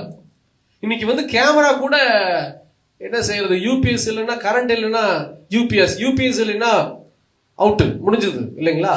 ஆனா இயேசு கிறிஸ்துவுடைய கண்கள் மறைக்கவே முடியாது. எல்லா நேரமும் நம்மை பார்த்து கொண்டு இருக்கிறார். இன்னைக்கும் ஏசப்பா நம்மளை பார்த்துட்டு தான் இருக்கிறார். அப்போ அவர் சொல்றாரு, என் பார்வைக்கு நீ செம்மையானதை செய்ய வேண்டும். முதல்ல கவனமா கேளு. ரெண்டாவது நன்மை செய். நன்மை செய். எப்படி நன்மை செய்யலாம்? யாராவது நமக்கு நன்மை செஞ்சாதான் நன்மை செய்வோமா? எனக்கு யாஸ்மின் ஒரு டைரி மில்க் முடிச்சிட்டியா? சரி, டைரி மில்க்கு ஏதோ ஒன்று கொடுக்குறான்னு வச்சுக்கோங்க. அப்போதான் நான் என்ன செய்வேன்? டைரி மில்க் கொடுத்தாப்பா, கொடுக்கணும்ப்பா, இந்த நிமிஷம் எனக்கு கொடுக்கலன்னு வச்சுக்கோங்க. இவன் எனக்கு கொடுத்தாளா நான் கொடுக்கறதுக்கு? இன்னைக்கு அப்படிதான் போயிட்டு இருக்குல்ல. தீபாவளிக்கு ஸ்வீட் கொடுத்தாங்களா? சும்மா இரு. தீபாவளிக்கு என்ன ஸ்வீட்டா கொடுத்தாங்க? நம்ம போய் கேக் கொடுக்கறதுக்கு, சாக்லேட் கொடுக்கறதுக்கு. பேசாம இரு. கொடுக்க மட்டும் கொடு, அடுத்த வீட்டுக்கு போ. எதுக்கு நன்மை? 1 ரூபா மிட்டாயினாலும் நான் சொல்லுகிறேன், நம்ம பலத்துக்கு ஏற்றபடி நம்முடைய சந்தோஷத்தை பகிர்ந்து கொள்ளுகிறது. அதுதான் உண்மையான ஆண்டவருடைய பிள்ளைக்கு அர்த்தம். 1 ரூபா மிட்டாயினாலும் இன்னைக்கு பர்த்டே விஷஸ் நான் சொல்லி எழுதல பாரு. இங்க யாரு பர்த்டே போட்டிருக்கா? 24th. அப்பா டாடி பர்த்டே என்னைக்கு பிறந்திருக்காரு பாருப்பா. கர்த்தருடைய நாமத்தை தொட போறவர் ஆண்டவர். 24th நம்ம சர்ச்சில் சுரேஷ் பாபுடைய பர்த்டே. 25th யாருடைய பர்த்டே? ஏசப்பாவுடைய பிறந்த நாள். இந்த ஏசப்பா பிறந்த நாள்ல நாம் நன்மை செய்யலாம். அப்ப மட்டும்தான் காட்சியளிக்க கூடாது, எப்பவுமே காட்சியளிக்கணும். அதுதான் ஆண்டவர் சொல்றாரு, என் பார்வைக்கு செம்மையானதை செய், நன்மையானதை பேசு, நன்மையானதை பாரு, நன்மையானதை கேளு, நன்மையானதை யோசனை செய்து கொள். எது நன்மைன்னா பரிசுத்தமானது மட்டும்தான் நன்மையான ஒரு காரியம். அப்படிப்பட்ட ஒரு வாழ்க்கையை வாழும் போதுதான் ஆண்டவர் சொல்றாரு, நான் தான் உனக்கு பரிகாரி, நான் தான் உனக்கு பரிகாரி. அப்போ ஆண்டவரை தேடுகிறதுல நாம் பரிபூரணத்தை காண்பிக்க வேண்டும். இன்னைக்கு ஒரு மனுஷன் 2 பேர் தேவாலயத்துக்கு வர்றாங்க. இவங்க 2 பேர் மாதிரி அதுல ஒருத்தர் ஜெபம் எப்படி இருக்கு, இன்னொருத்தர் ஜெபம் எப்படி இருக்குங்கிறத நம்ம பார்க்க போறோம். லூக்கா 18ஆம் அதிகாரம் 10ஆம் வசனத்தை வாசி கேட்கலாம். லூக்கா 18ஆவது அதிகாரம் 10ஆவது வசனம். 2 மனுஷர் ஜெபம் பண்ணும்படி தேவாலயத்திற்கு போனார்கள். ஒருவன் பரிசேயன், மற்றவன் ஆயக்காரன். பரிசேயன் நின்று, தேவனே, நான் பரிகாரர், அநியாயக்காரர், விபச்சாரக்காரர் ஆகிய மற்ற மனுஷரை போலவும் இந்த ஆயக்காரனை போலவும் இராதனால் உம்மை ஸ்தோத்திரிக்கிறேன். எதுக்கெல்லாம் ஸ்தோத்திரம் செலுத்துறாங்க பாத்தீங்களா? நான் என்ன சொன்னேன்? போன மாசமெல்லாம் நம்ம பார்த்தோம், தேவனை ஸ்தோத்திரம் செலுத்தி மகிமைப்படுத்த வேண்டும். வேதத்துல பார்த்தோம். சங்கீதம் 50:23 சொல்லுகிறது, ஸ்தோத்திர பலியிடுகிறவன் என்னை மகிமைப்படுத்துகிறான் சொல்றாரு. ஆனா இங்க ஒரு மனுஷன் பரிசேயன் எப்படி ஸ்தோத்திரம் பண்றாரு? அந்த வசனம் மறுபடியும் வாசி கேட்கலாம். 11. பரிசேயன் நின்று, தேவனே, நான் பரிகாரர், அநியாயக்காரர், விபச்சாரக்காரர் ஆகிய மற்ற மனுஷர்களை போலவும், எப்படி கவனிங்க, இந்த ஆயக்காரனை போலவும் நான் இராததினால் உம்மை ஸ்தோத்திரம். இந்த ஸ்தோத்திரம் இப்படி இப்படி கூட போயிருக்காரு, மேலே ஏறி இருக்காரு. இப்படி இன்னைக்கு நிறைய கிறிஸ்தவங்க என்ன செய்யறோம்? ஆண்டவர்கிட்ட பரிகார ஜெபத்தை செய்கிறோம்னு சொல்லி பரிகாரம், இது பரிகாரமாமா. ஆண்டவர் சொல்றாங்க, அந்த மனுஷன், ஆண்டவரே, நான் விபச்சார பாரது போலவோ, கொலை செய்யறவங்கள போலவோ, கெட்டாத பேசுறவங்க போலவோ, கடைசியில அவன் கண்மணி நின்னவன் ஒரே ஒருத்தர் தான். என்ன? இந்த மனுஷன் ஆயக்காரன். இந்த ஆயக்காரனை போல நான் இல்ல ஆண்டவரே, அதுக்காக ஸ்தோத்திரம். நல்லவேன்னு காமிச்சுக்கிறானா? எப்படி இருக்கும் யோசனை பண்ணி பாருங்க. கர்த்தருக்கு தெரியும் யார் நல்லவர்கள் யார் தீமை செய்கிறவர்கள் என்று சொல்லி அவரிடத்துல ஒரே முறையை வைத்துக் கொள்ள முடியாது. ஆனா இந்த மனுஷனுடைய ஜெபம் இப்படிப்பட்ட ஒரு ஜெபமா இருக்கு. குற்றப்படுத்துகிற ஜெபம் ஆண்டவருக்கு அருவருப்பு. அவர் பார்வைக்கு செம்மையானதை செய்யினா இது செம்மையானதா? நீங்களே சொல்லுங்க பாப்போம். இது செம்மையான ஜெபமா? இது நன்மையான ஜெபமா? இல்லவே இல்லை. அடுத்தது என்னமோ சொல்றாரு பாருங்க. 12வது வசனம். வாரத்தில் 2 தடவை உபவாசிக்கிறேன், என் சம்பாதியத்தில் எல்லாம் தசமபாகம் செலுத்துகிறேன் என்று தனக்குள்ளே ஜெபம் பண்ணினான். பாத்தீங்களா எத்தனை நன்மையான காரியம் செய்யறாருல. இவரை நம்ம ஃபாலோ பண்ணணுமா ஃபாலோ பண்ணக்கூடாதா? பரிசேயனை பண்ணவே கூடாது. ஆண்டவர் சொல்றாரு என் பார்வைக்கு செம்மையானதை செய்ய அப்படின்னா அவருடைய பார்வைக்கு மற்றவர்களை குற்றப்படுத்துகிற ஜெபத்தை இந்த மனிதன் செய்கிறார், நாம் செய்யக்கூடாது. 2வது தேவனுடைய பார்வைக்கு முன்னாடி என்ன செய்யறார் அப்படின்னா அவர் செய்யறது 2 தடவை உபவாசம் பண்ணி ஜெபம் பண்றார். வாரத்துல 2 முறை. அது வேஸ்ட். அந்த மாதிரி ஒரு உபவாச ஜெபம் நாம் செய்யவே கூடாது. 3வது என்ன செய்யறாரு அப்படின்னா இதோ அவர் செய்கிற ஒரு காரியம் தன்னுடைய சம்பாதியத்தில் எல்லாம் தசம பாகத்தை கொடுக்கிறார். அதுவும் வேஸ்ட். அப்படிப்பட்ட காணிக்க தசம பாகத்தை ஆண்டவர் விரும்பவே மாட்டார். அல்லேலூயா, விரும்ப மாட்டாரு. அப்போ கர்த்தருடைய பார்வைக்கு நாம் அவருக்கு முன்னாடி பார்வைக்கு அப்படின்றது என்ன மீனிங்னா இயேசு கிறிஸ்துவுக்கு முன்பாக நிக்கிற நாம் எப்படி வாழணும், எப்படி ஜெபிக்கணும். 13ஆம் வசனத்தை வாசி கேட்கலாம். ஆயக்காரன் தூரத்தில் நின்று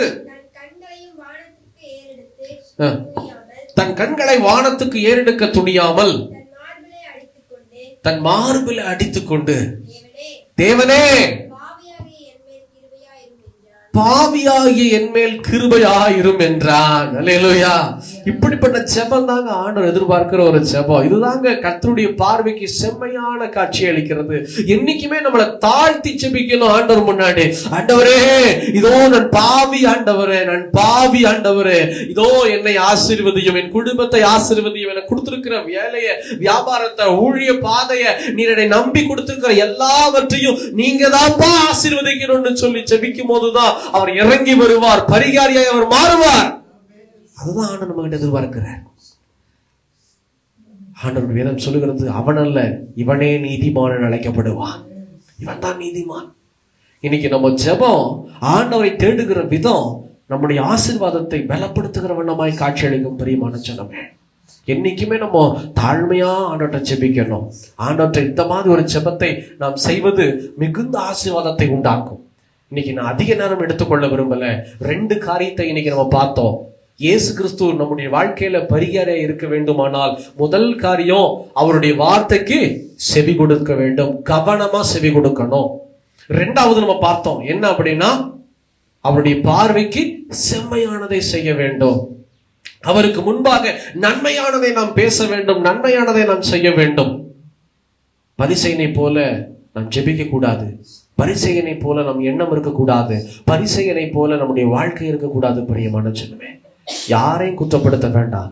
நம்ம வாழ்க்கையை பார்த்துட்டு கவனமா ஓடணும் அப்படின்னா கர்த்தர் நமக்கான எல்லா காரியத்தையும் செய்து முடிப்பார், நம்மை ஆசீர்வதிப்பார். வருகிற நாட்கள்ல கர்த்தருக்கு சித்தமானா இந்த வசனத்துடைய தொடர்ச்சியை பாகத்தை, அடுத்த கட்ட பாகத்தை நாம் தொடர்ச்சியா எப்படி ஆண்டவராகிய கர்த்தர் நமக்கு பரிகாரியாய் இருப்பாருங்கிறத பார்த்து ஜெபிக்க போகிறோம். அப்படியே கண்களை மூடி ஜெபிக்கலாமா? கர்த்தர் நல்லவர், அவர் கிருபை என்றும் உள்ளது. இன்னைக்கு இயேசு உங்களை என்னை பார்த்து சொல்லுகிறார், நான் தான் உனக்கு பரிகாரி, நான் தான் உனக்கு பரிகாரி.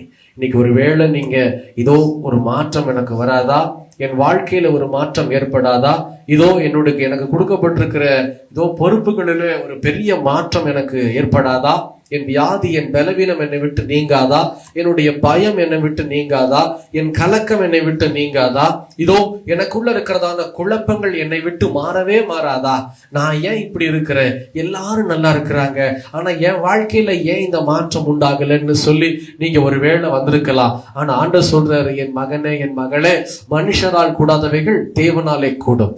மனுஷரால் எது முடியலையோ, இன்னைக்கு ஒரு வேளை இதோ இது செய்ய முடியாதுமா, இதை மாற்ற முடியாது, முடியாது சிஸ்டர், இதை செய்ய முடியாது பிரதர், நீங்க இதுல கொஞ்சம் கவனமா இருந்துக்கணும்னு சொல்லி அனுப்பியிருப்பாங்க. அந்த காரியத்தை கர்த்தர் இன்னைக்கு மாற்றி அமைக்க விரும்புகிறார். ஏன் சொன்னா அவர்தான் பரிகாரி, அவர்தான் பரிகாரி. ஏன்னா நமக்காக ரத்தம் சிந்தி இருக்கிறபடினால் அவர் இன்னைக்கு பரிகாரியாய் இருக்கிறார். நமக்காக அவமானப்பட்டபடியினால நம்முடைய அவமானத்தை துடைக்க அவர் பரிகாரியாய் இன்னைக்கு இறங்கி வந்திருக்கிறார். தேவச்சனமே, ஹல்லேலூயா, ஹல்லேலூயா. அது மாத்திரமல்ல, இதோ இன்னைக்கு நமக்கு இருக்கிற வியாதி, பலவீனம், அதெல்லாத்தையும் மாற்றி அமைப்பதற்காக இந்த இயேசு கிறிஸ்து சிலுவையில இதோ நமக்கு தோன்றி அதோ அடிக்கப்பட்டு மரணத்தை தழுவி இன்னைக்கு 3ஆம் நாள் உயிரோடு எழும்பி இருக்கிறது எதற்காக? அவர் நமக்கு பரிகாரியாய் இருப்பதற்காக. இன்னைக்கு உங்களை என்னை பார்த்து சொல்லுகிறார், நான் தான் உனக்கு பரிகாரியை தவிர வேற எந்த பரிகாரத்தையும் தேட முடியாது. உன் வாழ்வை ஒப்புக்கொடு, உன் வாழ்வை ஒப்புக்கொடு. நான் என்ன செய்யணும்? இன்னைக்கு ஆண்டவர் பரிகாரின்னு சொல்லிட்டாரு, ஆனா நான் என்ன செய்யணும்? உங்க கேள்வி அப்படிதான் இருக்கும். நான் என்ன செய்யணும்? என் பிள்ளைகளுக்காக நான் என்ன செய்யணும்? இதோ என்னுடைய கணவருக்காக என்ன செய்ய வேண்டும்? என் மனைவிக்காக நான் என்ன செய்யணும்? என்னுடைய வேலை ஸ்தலத்துக்காக, பிசினஸுக்காக, இதோ எனக்கு கொடுக்கப்பட்டிருக்கிற ஊழியத்துக்காக நான் என்ன செய்ய வேண்டும் அப்படின்னு சொன்னீங்கன்னா ஒன்னே ஒண்ணுதான் செய்யணும். என்ன தெரியுமா? தேவ சமூகத்துல எல்லாத்தையும் அர்ப்பணிக்க வேண்டும். முதல்ல உங்களை நீங்க அர்ப்பணிக்கணும். உங்களை நீங்க திடப்படுத்திக் கொள்ள வேண்டும். கர்த்தருடைய சமூகத்துல, கர்த்தருடைய சமூகத்துல நீங்க திடமாய் மாறிக்கொண்டு ஆண்டவர் சமூகத்துல என்னை அர்ப்பணிக்கிறேன் ஆண்டவரே. தினந்தோறும் நான் ஜெபம் பண்ணுவேன், தினந்தோறும் வேதத்தை தியானித்து வசனத்தை வாசிப்பேன்பா. யூடியூப், என்னுடைய இதோ போன்ல யூடியூப் பாக்குறேன் அப்படின்னா உங்க வசனத்தை கேட்பேன் ஆண்டவரே. பிரயோஜனமானதை நான் செய்வேன். எது பிரயோஜனம் தெரியுமா? இதோ இதோ கர்த்தர் சொல்லுகிறார், தேவையானது ஒன்று, தன்னை விட்டு எடுபடாத நல்ல பங்கை உன்னுடைய சகோதரி தெரிந்து கொண்டிருக்கிறார் என்று சொல்லி இன்னைக்கு எத்தனை பேர் இந்த சபையில நான் கேட்கிறேன், நல்ல பங்கை தெரிந்து கொண்டிருக்கிறீங்க. இதோ கர்த்தர் சொல்லுகிறார், எல்லாத்தையும் விட்டுடு, எல்லாத்தையும் விட்டு இதோ உனக்குள்ள இருக்கிற என்டர்டைன்மெண்ட்ஸ் சொல்லிட்டு இதோ படுகுழியில பிசாசானவன் தள்ளி கொண்டு போறா. இதோ உன் வீட்டுல ஆசீர்வாதம் இல்ல, இதோ உன்னை சுத்தி இருக்கிற இடத்துல ஆசீர்வாதம் இல்ல. ஏன் தெரியுமா? இதோ என் வார்த்தைக்கு பதிலாக வேற ஏதோ ஒரு காரியம் உன்னை நிரப்பி கொண்டிருக்கிறபடியினால், ஹல்லேலூயா, ஹல்லேலூயா. என் வார்த்தை உன் வீட்டுல தடிக்கத்தக்கதாய், என் வார்த்தை உன்னை சுத்தி மகிமையா எழும்பத்தக்கதாய், இதோ என்னுடைய வாக்குத்தத்தங்களை நிறைவேற்றி நீ உன் கைகளில் பெற்றுக்கொள்ள வேண்டுமானால் இதோ உன்னை அர்ப்பணி, உன்னை திடமாய் மாத்து, உன்னை சீர்திருத்து, தேவையில்லாத காரியங்களை தூக்கி விட்டு விடு. இதோ நான் தான் உனக்கு பரிகாரி, வேற யாரும் உனக்கு பரிகாரி அல்ல. நிம்மதி இல்லைன்னா நிம்மதி தருவதற்காக, சந்தோஷத்தை உண்டாக்குவதற்காக, பலத்தை தருவதற்காக, பலவீனத்தை மாற்றுவதற்காக, கட்டுகளை உடைப்பதற்காக, பிசாசின் தந்திரங்களை முறிப்பதற்காக இந்த இயேசு வந்திருக்கிறார். இந்த பராக்கிரமசாலி வந்திருக்கிறார். இதோ உயிரோடு எழும்பின சர்வ வல்லமையுள்ள தேவனாக வந்திருக்கிறார். இதோ யூதராஜ சிங்கம் நம்மிடத்தில் தோன்றியிருக்கிறார். இந்த இயேசு சொல்லுகிறார், நான் தான் உன் பரிகாரி, நான் தான் உன் பரிகாரி. பயப்படாத, கலங்காத. என்னை தேட தேட, என்னை நாடி நிற்கும் போது, என் வசனத்தை நீ வாசிக்கும் போது, என் சமூகத்தில் நித்தமும் ஜெபிக்கும் போது ஒரு பெரிய மாற்றத்தை அந்நியுடைய கண்களில் உன் சொந்த கண்கள் காணும் என்று சொல்லி ரேபா தரஷா பாதரபலபா துலபல தரபலபரப ரபது நிகபலபது ரபதுஷ். கர்த்தருடைய பார்வைக்கு செம்மையானதை செய்யாதபடிக்கு பரிகாரத்தை எதிர்பார்க்க முடியாது. கர்த்தருடைய வார்த்தைக்கு கவனமாய் செவிகொடாமல் இருப்போமானால் பரிகாரத்தை எதிர்பார்க்க முடியாது. இன்னைக்கு இந்த 2 காரியத்துல நான் சரியா இருப்பேன்னு சொல்லிட்டு போங்க, கர்த்தர் பரிகாரியாய் மாறுகிறார். ஹல்லேலூயா, ஹல்லேலூயா.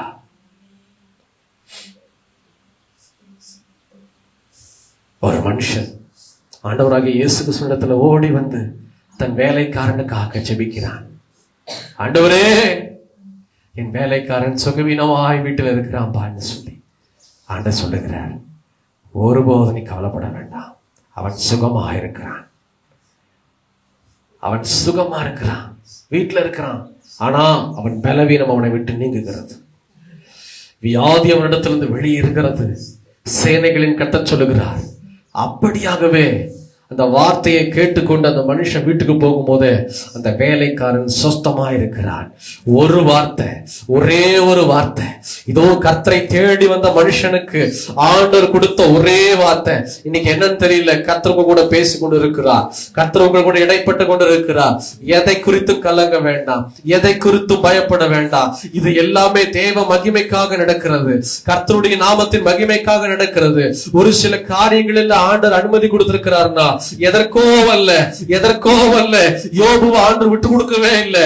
யோபு இதோ தேவ சமூகத்தில் நிற்கும் போது பிசாசு சொல்றார், ஆண்டவர் இதோ யோபு நீ கை வையே, ஆனா அவனுக்கு ஒரு சேதம் வரக்கூடாது,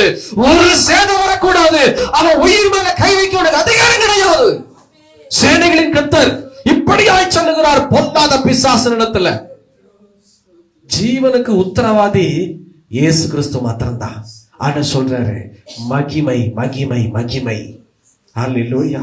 இந்த மகிமை என்ன தெரியுமா செஞ்சதுங்க? யோபுக்கு 2 மடங்கு ஆசீர்வாதத்தை திரும்ப அளித்தது. ஏன் அப்படின்னா யோபுவுடைய பலவீனத்துல கர்த்தர் பலத்தை நிரப்பினார். ஏன் அப்படின்னா யோபு தேவ சமூகத்துல சரியா இருந்தா. ஒரு சில பேரை சீர்திருத்துவதற்கு, ஒரு சில பேரை கர்த்தருடைய சமூகத்துல இதோ ஃபேனை திருப்புற மாதிரி, ஃபேனை எப்படி நீங்க திருப்பி வைக்கிறீங்க அந்த மாதிரி ஆண்டவர் தம்மை பார்க்க வைப்பதற்காக ஒரு சில காரியங்களை அனுமதி கொடுத்து, ஒரு சில விஷயங்களை அனுமதி கொடுத்து நடத்தி வருகிறார். அதனால ஆண்டவர் சொல்றாரு, நீ கலங்க வேண்டாம், பயப்பட வேண்டாம், என்னை தேடுவதற்கான சந்தர்ப்பமே இது தவிர வேற ஏதோ அல்ல. நீங்கள் நினைக்கிற வண்ணமாய், நீங்கள் கேட்கிற வண்ணமாய் அல்ல. நானே உன் பரிகாரி.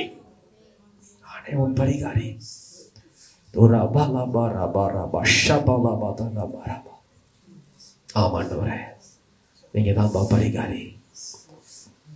கர்த்தர் எங்களோடு கூட இடைப்பட்டு பேசிக் கொண்டிருக்கிறீர். இவ்வளவாய் நீர் பேசினீர், இவ்வளவாய் எங்களை ஆசீர்வதித்திருக்கிறீர். உரைக்கப்பட்ட அந்த வேத வசனத்தின்படி இனி ஒவ்வொரு நாளும் ஆண்டவர் உங்க வார்த்தைக்கு கவனமாய் செவி கொடுத்து உங்களுடைய பார்வைக்கு செம்மையானதை நாங்கள் செய்யும் போது நீர் எங்களுடைய உடைமைகள், எங்களுடைய குடும்பத்திற்கு நீர் எங்களுக்கு கொடுத்த எல்லாவற்றிலும் நீங்க தான்ப்பா பரிகாரி. இந்த மாதம் முழுவதும் கர்த்தர் எங்களை ஆசீர்வதியும், பலப்படுத்தும், வழி நடத்தும், கூடவே இரும். உடைய கிருபை எங்களை தாங்கட்டும். இயேசு கிறிஸ்துவின் நாமத்தின் மூலமே ஜெபித்து எங்களை அர்ப்பணிக்கிறோம் பிதாவே. ஆமென், ஆமென்.